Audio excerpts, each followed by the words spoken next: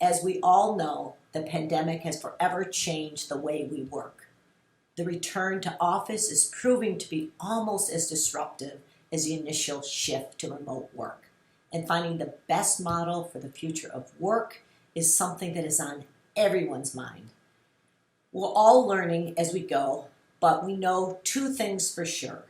Flexible work is here to stay, and the talent landscape has fundamentally shifted. Agency leaders from Barclay, VIA, and partners in Napier will share practical models for returning to the office and managing a distributed workforce in this timely discussion on the future of work at agencies. Each of our panelists will share a short 5-minute presentation, and then we'll return for a panel discussion moderated by 4A's Juan Suarez.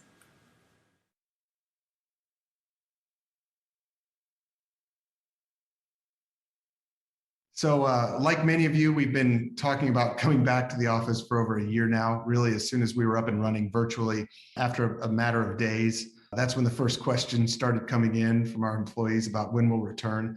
And I think our return to office policy started coming into focus for us pretty early on in the pandemic. It's certainly been evolving and changing as we learn more information, but it was pretty early when we realized that we wanted to get back to the office. That's really the first thing we shared internally as we started formulating our plans.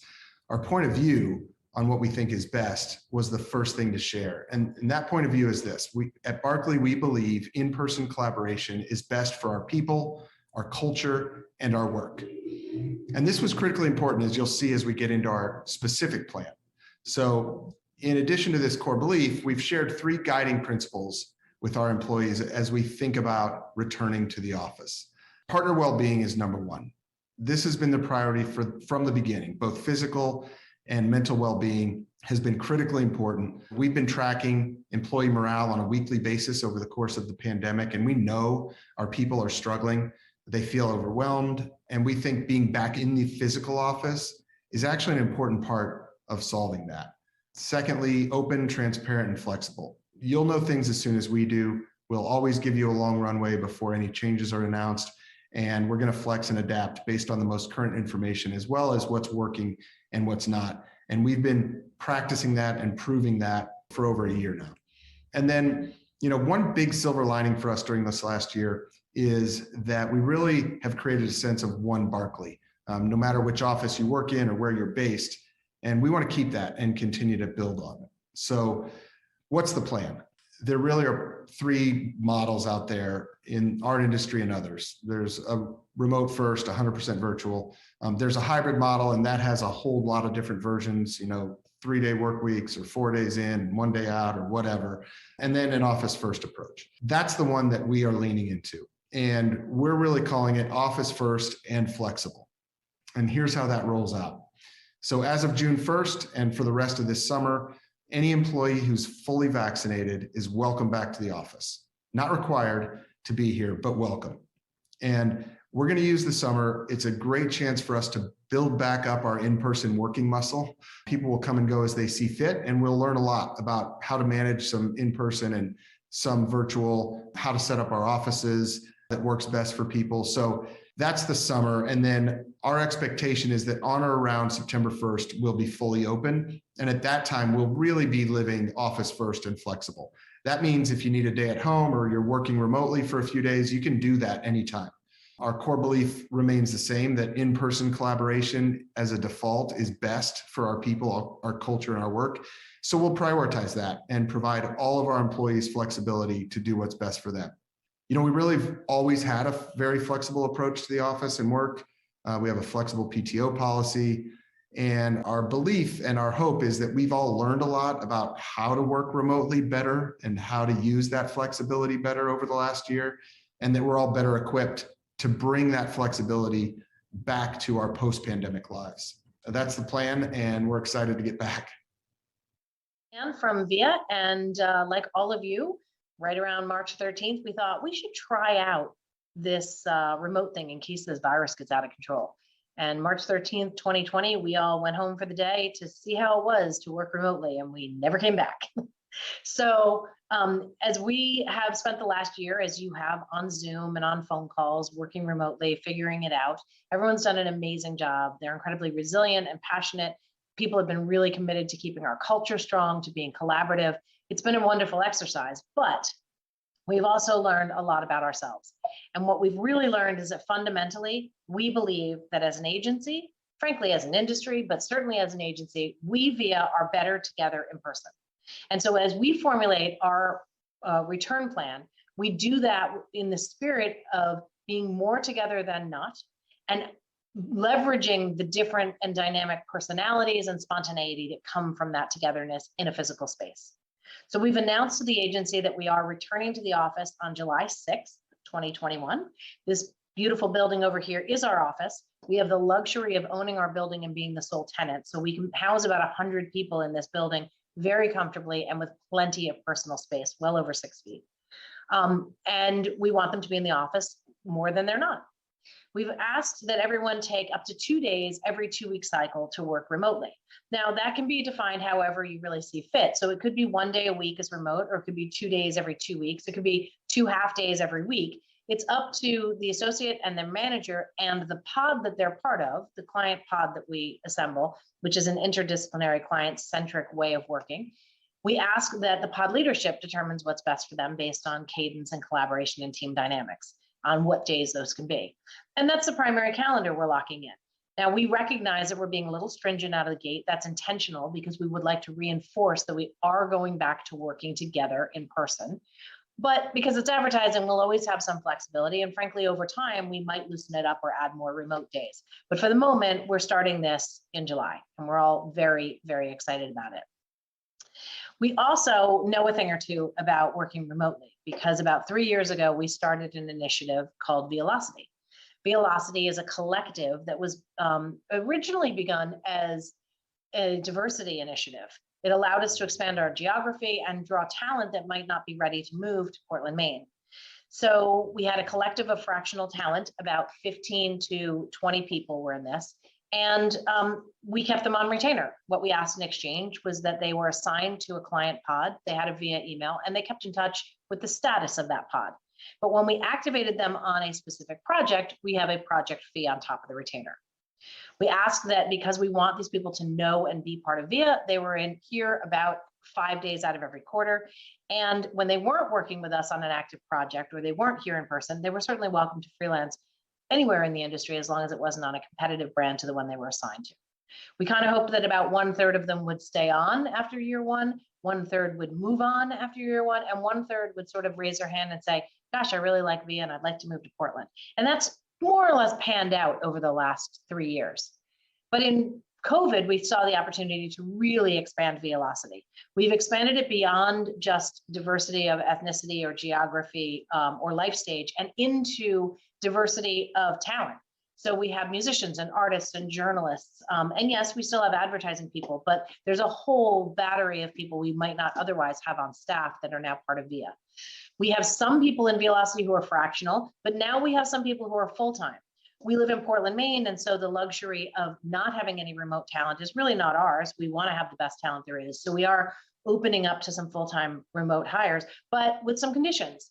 We ask that they spend now 10 days a quarter in Portland so that they can feel integrated into the agency. And if you're a full-time member of Velocity, then you're on salary, and we require or request that you have the intent to move to Portland within 2 years.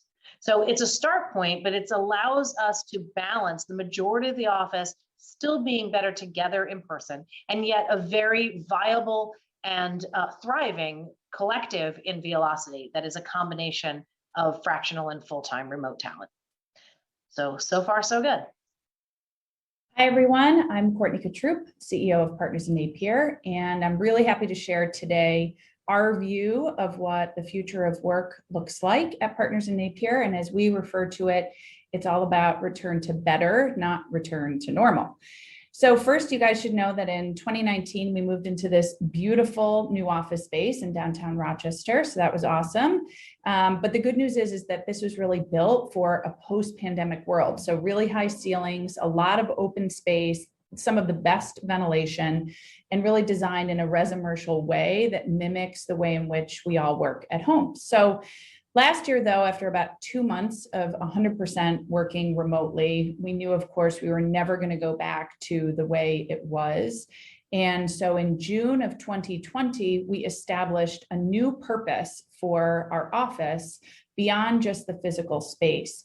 And that is to nurture a culture of collaboration, community, and learning. And with that, we launched the Hive. The office as Hive idea is just like a beehive. So where bees go out, they collect pollen and then they come back. And in their case, of course, they create honey, but in our case, creating ideas. So there was no crystal ball back then, but we established Partners in Napier as a hybrid workforce forever. And of course, since then, there's been tons of writing, tons of research on what hybrid really is and what employees really want. We've been polling our people all along, so I do know that will not please everyone, but I do believe that we've established what's right for Partners in Napier, for our work, and for our clients. So how we're going to work in this hybrid model is communicated through the Hive Guide, and this really marries everything that we miss about being the office. So that spontaneous spark of an idea, that sense of community, with everything that we've grown to love about working remotely. More time to focus on your health, on your family.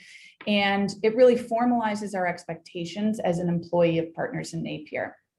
So there's 3 aspects to the Hive and the workplace of the future. It's employees, locations for work, Hive days, and these are core days that we expect employees to be in the office.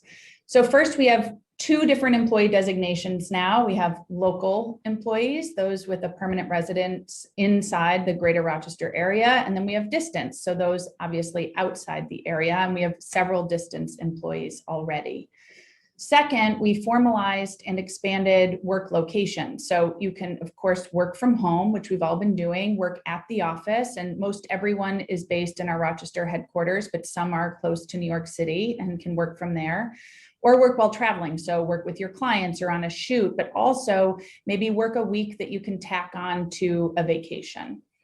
And the last part is about expectations for the actual hybrid work week. So it's centered around 3 core Hive days where you're expected to be in the office. That's Tuesday through Thursday. And then 2 days, Monday and Friday, where you have the option to work at home. And the reason we really believe this is right for Partners in Napier is, 1, having 3 consistent days together in the Hive. It really speaks to and aligns with our purpose of the office, that community, collaboration, and learning, but it also gives the flexibility that we've all come to love. And we believe that this is really a competitive advantage for us as a mid-size integrated agency. We have the ability in Rochester, New York, to come to the office and to work together, where big cities, people now have a dispersed workforce all over the country. And our clients really like that we're going to be together, both culturally, they like it, as well as for the sake of the work. So we have some key milestones in our plan between now and mid-September, when we're hoping to launch this whole program or guide.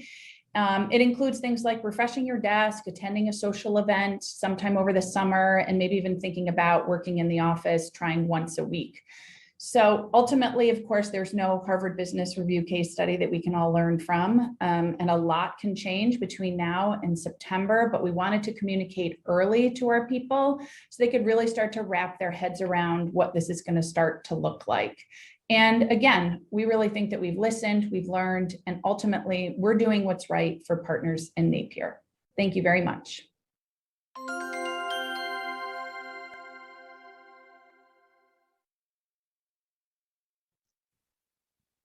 Hello, everyone, and welcome to the last session, I think, of today for MPF. My name is Juan Carlos Suarez, and I'm a member engagement lead for the Western region on behalf of the 4As. I also overlook our partnerships for the organization.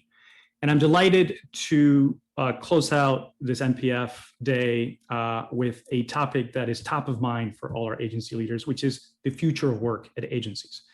As you all may know, 4As launched a content series on this very topic a couple months ago, when in March, we kick it off with looking at the role of the physical space and office as it relates to the future of work. We had a webinar, we had an opinion-based paper.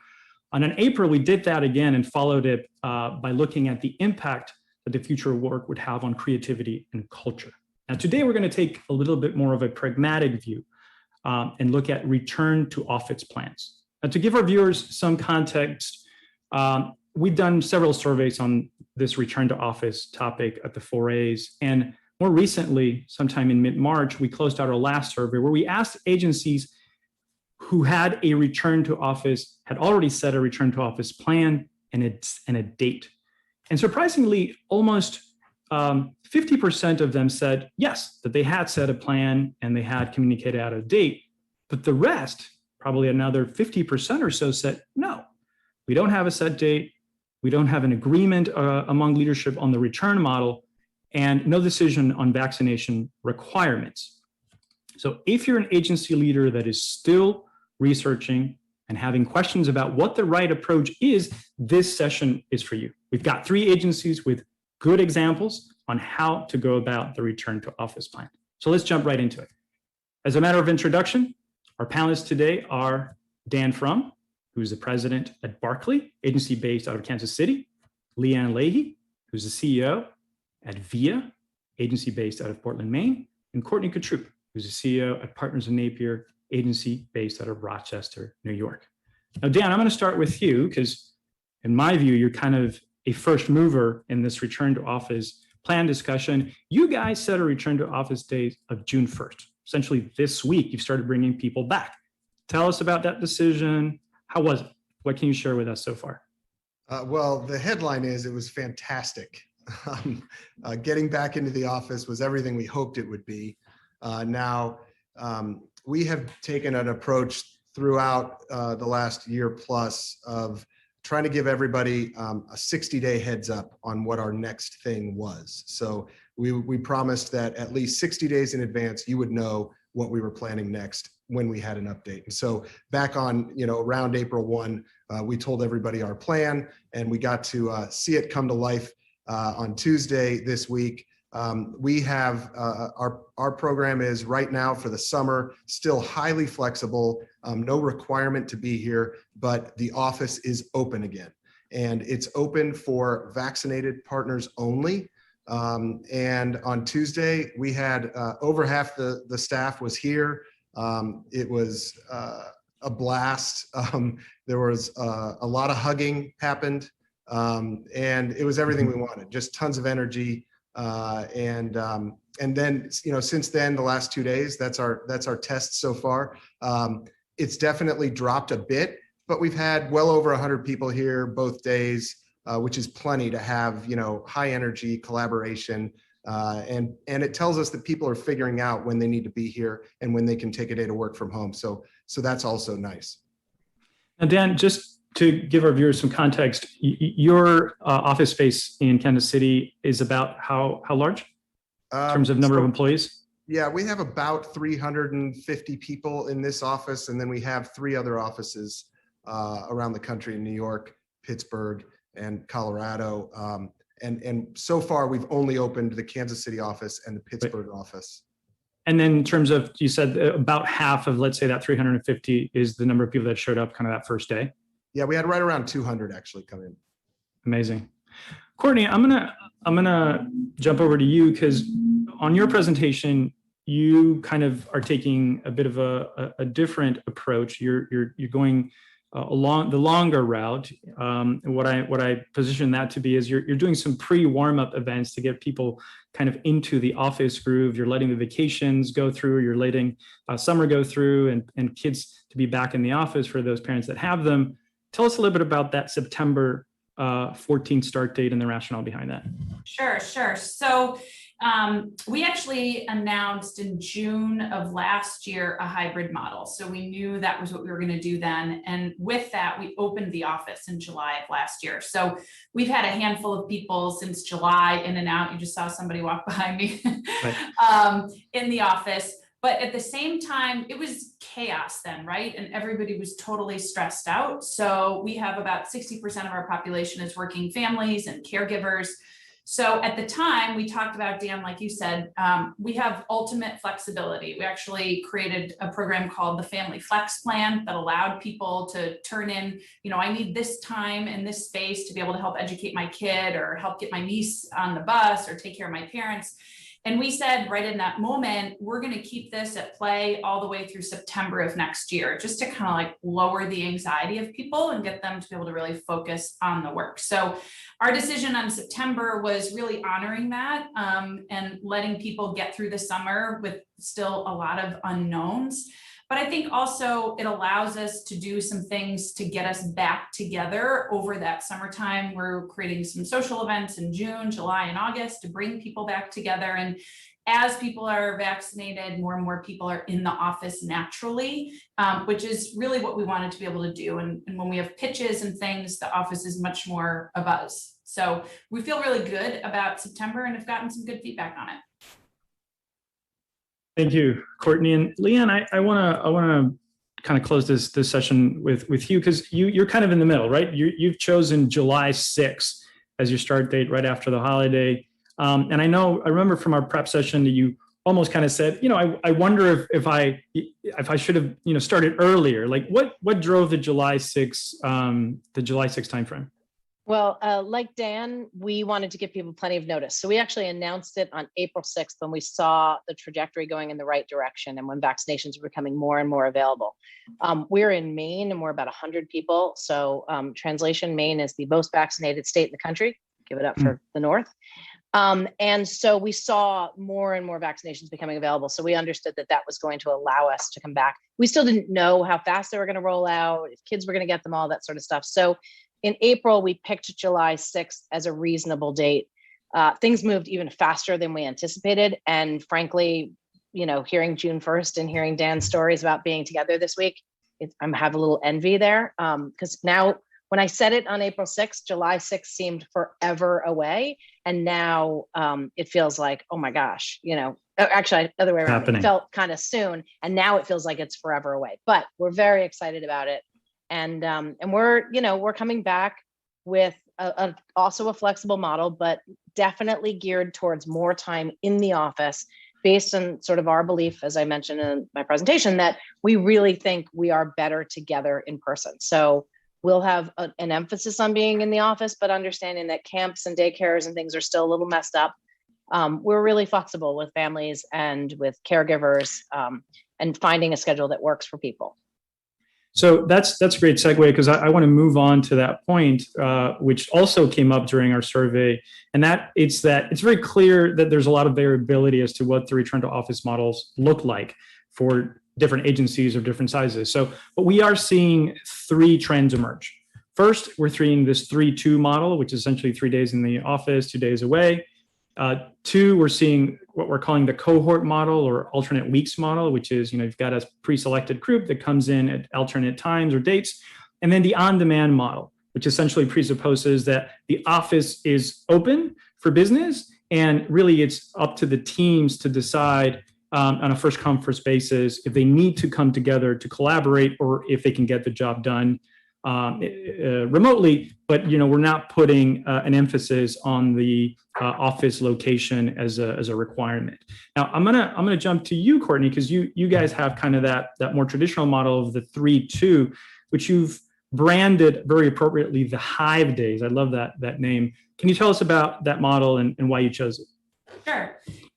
So I think what was important for us is that whatever model we chose, it aligned with the purpose and what we believe is really the intention of the office, aligning with the work that we do, what our clients need, and really the benefit of everything that we've gotten from working remote, but marrying that with everything that we miss in the office. So we believe in the collaboration, building community and learning. And in order to do that, you have to create the right framework for that. So we evaluated all the models that you talked about, fully flexible. We felt like it was just going to be chaos and a total administrative nightmare. So we didn't do that. We looked at Tuesday, Wednesday, Thursday, but again, logistically and planning. So ultimately we landed on Tuesday, Wednesday, Thursday. It felt like it honored the accountability that everybody really earned and lived up to over this time by giving the 2 days. And at the same time, it created the consistency, the flow, right? For the sake of the work, you've got 3 full days together. And I have to say, in talking with our clients about it, they love that. They love to think about the fact that there's a team, a community of people consistently working together in our space. And it's kind of like the freedom of a tight strategy, right? It allows people to be their best. So we feel really excited about it. And I also think it's that return to better idea. It's not return to office, but it's how are we going to get back, but also in a way that's much better than the way we were before. Now, Leanne, you mentioned this earlier, but your focus based on what you described in your presentation is that you're really placing a little bit more importance of having more time in the office, right? And so your model is more 2 days remote every 2 weeks. So, but that's variable, right? You can pretty much pick what day you're in or out. For sure. It's not, we're asking people to pre-select a core schedule. Obviously there'll be flexibility on top of it, but we want to get a sense and not be completely chaotic about, who's where, what, when, and how. So we're asking you to pick 2 days in every 2 week cycle that you're going to work remotely. So that could be 2 days every other week. It could be 1 day a week. It could be 2 half days every week. But we're asking you to work that out with your manager in advance so we have an understanding of who's here. The point of that is, I think it's really easy to say, oh, these assignments are better done at home, so I'm just going to take this as a work from home day. And obviously people have proven that there's efficiency and productivity when they do that. Everyone's done a great job over the last 18 months. But what you lose when you do that is some of the spontaneity that comes from maybe not being back to back and wall to wall in meetings when you're in the office. So we want to make sure that you're in the office for those days you are really busy and collaborating and doing all of that in the office. But maybe you're also here on a day when you have a little bit less to do. We don't want anyone chained to their desk, but the spontaneity of bumping into a coworker in the hallway and sharing ideas and something that comes out of that. If we're all kind of just isolated to our own schedule, we lose some of that. And we want to make sure that that's present as well. So we're erring towards being in the office more than not. And then, as I said, people have very real childcare issues and family care issues. And so we are taking that into consideration on an individual basis as well. Thank you, Leanne. Now, Dan, you out of the three probably have, I guess, the least structured in terms of days in the office or not. You guys are pretty much encouraging folks to be in the office as much as possible, but you're kind of leaving it open end. Is that correct? Yeah, we call it office first and flexible. What's interesting, Courtney made a great point earlier that there is no Harvard Business case study for any of this. One of our beliefs is we've always had a flexible policy. We have unlimited PTO. We've had, highly flexible policy in the office, but it never really came to life before the pandemic in the way that we think it will now that people have really been forced to be flexible. They've had to work from home. And so now we think people have built up a different muscle and they'll be able to use it the right way for them going forward. And so that's what we're kind of betting on at this point. We love our office spaces, all of them. And there's a ton of energy here. And so we want people here, but we want them to figure it out for themselves and figure out when, what the right times are to be home, what the right times are to be in the office. Thank you. Moving on to a topic that is very hot for us these days. We get a lot of questions from members, and this is vaccinations, right? So going back to the survey we did a couple of weeks ago, about 75% of the agencies that responded said, we're not going to mandate proof of vaccination. We're going to rely on some sort of honor system for people to come into the office and assume there's vaccination or that they're taking proper precautions. But about a fourth, 25% of the respondents said, yes, we will be enforcing that vaccine mandate. In the case of Dan and you guys at Barkley, I believe you guys are doing a required vaccination, at least for this first phase starting in June 1st. I guess my question is, how are you tracking that? Yeah, we're doing proof of vaccination to come back to the office, and we're tracking it through our HR system. We're just asking people to upload their vaccination card into the HR system before they come back. And so that way we can kind of make sure that everybody who's coming back feels safe, especially in these first few weeks and months. That was the idea, is we don't want anybody having any trepidation that it's a safe environment. So that was the easiest way to do it. And that way we feel good about not having to ask anybody to wear a mask or anything like that. So it really feels like the vibrancy and energy that we wanted. And so just to clear on that point, you just mentioned masks. Can I assume then that there is not a requirement to wear a mask when you're in the office if you're vaccinated? Yeah, no requirement. And it's all of this evolves so fast. I think when we set this policy, this return date, we kind of expected we'd see, what people did. Some would be more comfortable in a mask, et cetera, but it's evolved so quickly, and the guidelines have evolved so quickly, and we're really following CDC guidelines. So far in 3 days, I haven't seen anybody in a mask. I think people are feeling more comfortable every day and every week, that if they're vaccinated and they're around vaccinated people, they can feel safe. Leanne, what about you?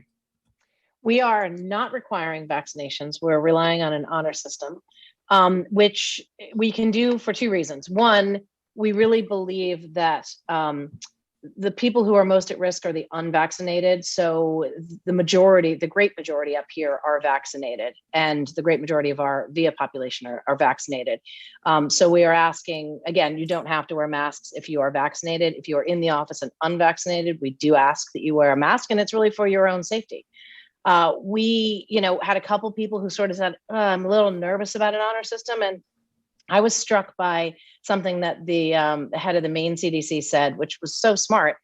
Dr. Shaw was referring to, he said, listen, our whole world operates on an honor system.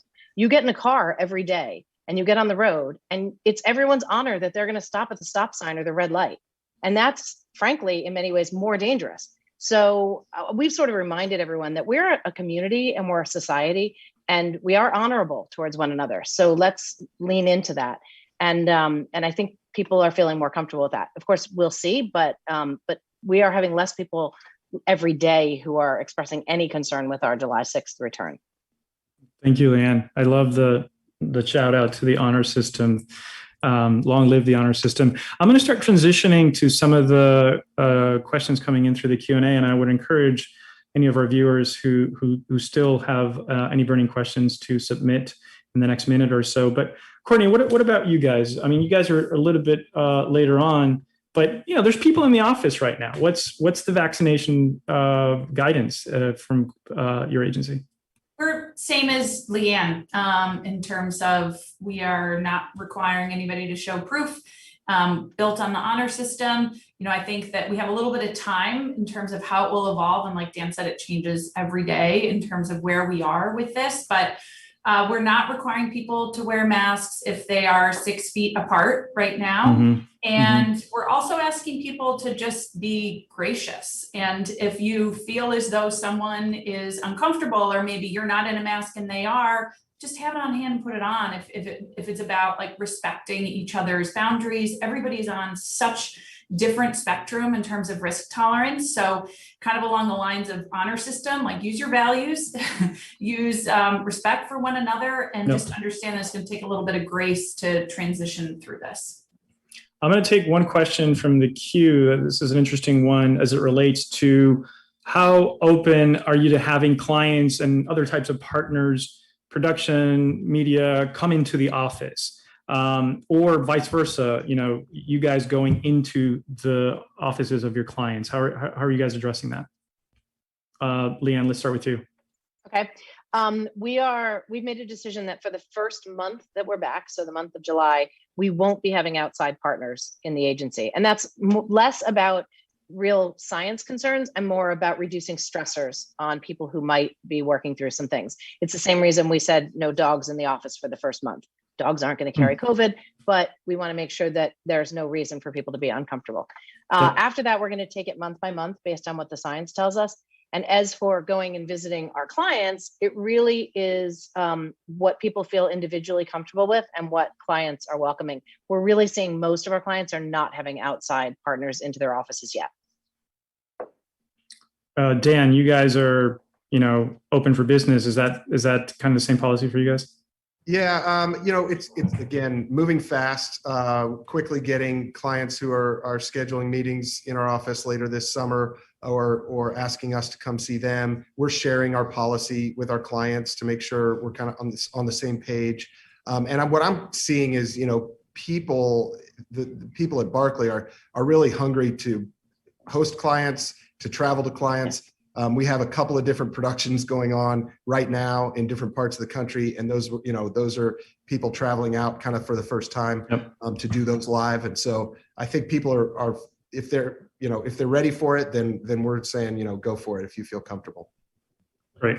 I'm going to start wrapping us up. We got probably about a minute and a half left, and I want to just leave our audience with some parting thoughts. I remember Courtney from our prep session, you made a comment that stuck with me, which is, I kind of asked you, so how are you feeling going into this? And you said something like, I think it's going to be a mess, but we're going to get through it. Can you give us a little bit more on that? Yeah, I mean, it's the same way Dan said. There's no Harvard Business Review to turn to, right? There's a million articles out there. There's a million people you can talk to. And I think in the end, you got to just think about what's your way. What's your way that's right for you, right for your values, right for your culture. And it's just going to be a mess. And we said in the green room, we all have a plan, but we don't have the answer. And so I think what's most important now is a plan. And you shared that 50% of agencies don't have that yet. Even if you say, guys, this could change, I think people need to know that there's a direction. And I think, Dan, you made another comment that stuck to me, which was, there's a difference between the word policy and guideline. We're not providing policies, we're offering guidelines, which means that there's a flexibility to change this as we go along. Yeah, I think we all have to be highly flexible. The most important thing that we've done, for the last 15 months, and I have gotten it very quickly from Courtney and Leanne, I think we're all on the same page, and that is be highly communicative and highly transparent with your staff and engage them in the process. And that's what we've been doing. And so I think we'll continue to do that. And then Leanne, to close us off, you made a comment on the prep session the other day that you thought it was easier to get thrown into the crisis situation than to emerge from one. Tell us a little bit about that. Yeah, I mean, psychologically it is, because you don't have time to overthink or prepare. A crisis just descends on you and you have to figure it out in the moment how to deal with it. And we all did that really well, but you can't actually process a crisis when you're in it. So now we do the hard work of coming out of this and processing what we've been through, what we've lost and what we gained, and what it means for us going forward. And I agree with Courtney in the idea that what we're working towards is a better state, not a normal state. And I totally, I think that the way we get there is by being flexible with one another, and as flexible as management of an agency, as our employees are asking for us to be for them, they need to be with us as well. And so that's why, you over communicate, be really transparent, and tell people it could change and I could be wrong, and that's okay. But I'd rather take you on this journey with me. And I think that's what's going to get us all through this, because it's not easy to process. Fantastic parting thoughts. I really appreciate it, Leanne. I want to thank our three panelists, Dan, Leanne, Courtney. Thank you so much for sharing your reopening plans and acknowledging, again, that none are probably perfect and things will change, but the fact that we have a stake in the ground and that we're being proactive with our employees is the first step to getting us all back together in a sense of normalcy. So thanks again for sharing that with our audience. I'm going to wrap this up, turn it back to our host to get us closed out for the day and say goodbye from all of us at MPF. Thanks again. Thanks, guys. See you all on the other side.